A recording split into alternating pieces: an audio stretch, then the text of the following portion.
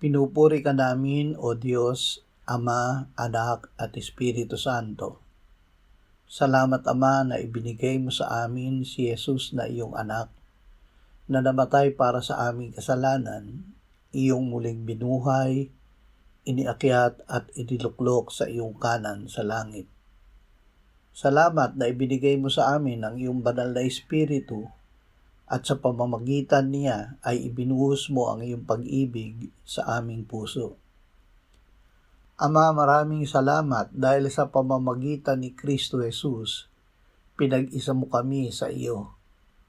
Salamat at siya ang nagsisilbing aming tunay na karunungan, ang aming katuwiran sa iyong harapan, ang aming kabanalan, at ang aming ganap na katubusan. Tulungan mo kaming mamuhay ng may pagpapakumbaba sa biyaya mo araw-araw. Amen.